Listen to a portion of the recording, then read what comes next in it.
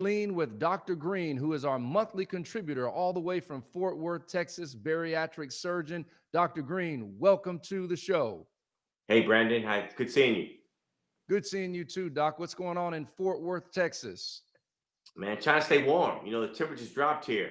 I see you're taking some of that advice. You look a little lean yourself there, Hey, Brandon. hey, Doc. I'm trying to get lean so I don't have to go see Dr. Green. Okay. Well, that's okay. But just know that if you need to see me, I'm here for you. Hey, I appreciate that, Doc. It's been a great show so far. Dr. Gito just came out, just out the gate swinging. Then we had Deborah Durden, who received a successful kidney transplant in Yes. 2020, I believe. So, Doc, from everything that you heard tonight, let's kind of get into the rise of obesity and how it relates to different health conditions that could lead to a transplant. Well, I think one of the biggest things that we need to clear the air is the fact that obesity in and of itself, as it may be a major contributor to some of these health problems that Dr. Guto was talking about. So he talked about the diabetes, he talked about the hypertension, and if you start looking at the root cause, you'll find that obesity ranks amongst the tops as far as the causation of those healthcare problems. And And then, go ahead. No, I just want to ask you real quick. And what exactly does obesity mean for our listeners? Because we've heard the term, but what does it mean? So obesity is a term that's used based on our body mass index, which is basically a calculation of our height and our weight. And so when you get to a certain level, when you have an accumulation of fat, okay, overproduction of fat cells, and so being overweight, being obese, or being morbid obese is all based on the body mass index. And so a body mass index of 30 gives you that obese nature. Body mass index of 35 with comorbid conditions, or a body mass index of 40, as we mentioned before, is what we consider morbid obesity because of the Mm. increased death ratio that they have with that BMI level. Okay, so let's tie in. You were saying just a minute ago we were kind of talking about the rise of obesity related to health related conditions that can lead to a transplant. So what we're finding is that there's a rise in obesity-related healthcare problems, and what we're identifying is it's the accumulation of fat cells in our solid organs. Dr. Couture, being a kidney transplant, is well familiar with the fact that there's also a rise in kidney disease, end-stage renal disease. You'll find that there's probably easily a 30% increase in individuals that will have end-stage renal disease when they're overweight. And you'll Mm. find that those individuals that have liver disease, you'll also find corollary that there is a progression of health disease. In fact, if you look at the literature, you'll find that from non-alcoholic fatty liver disease, which is basically an overaccumulation of fat cells in the liver, that then progresses to NASH, which is basically non-alcoholic steatohepatitis, which is basically a progression of that fatty liver disease that basically increases inflammatory cells within the liver, causing liver destruction.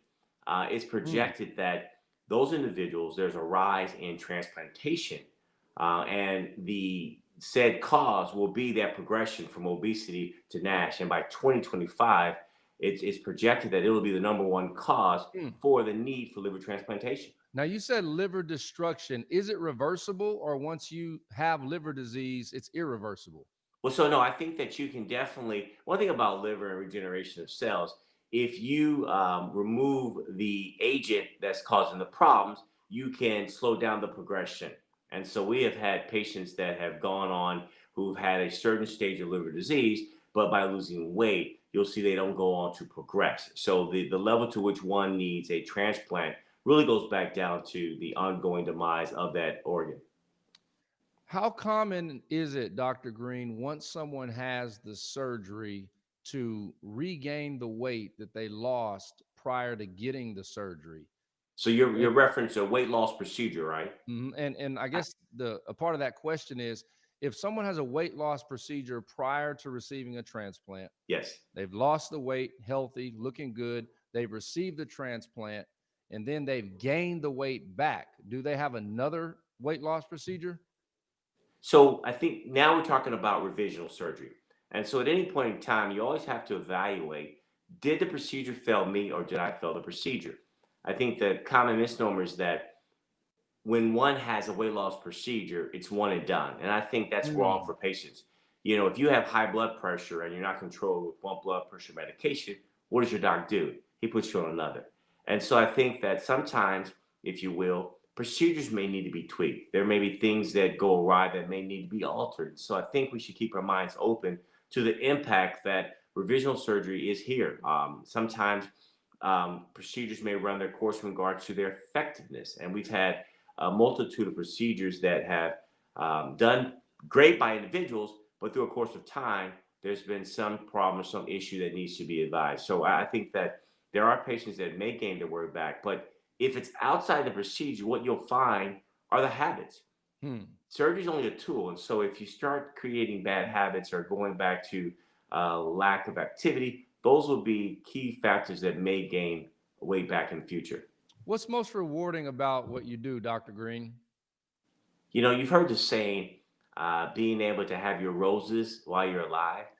Well, Right. understanding that I can impact people's lives every day, Mhm. I think is what keeps me getting up each morning. When I say that, knowing that here you have intervention, you can render an operation that is totally transforming, not only from a metabolic healthcare standpoint, but what you're giving people is a quality of life. I mean, a quality of life that they haven't had ever that they can recall, or quality of life they haven't had for a time period. So being able to impact individuals really is quite rewarding.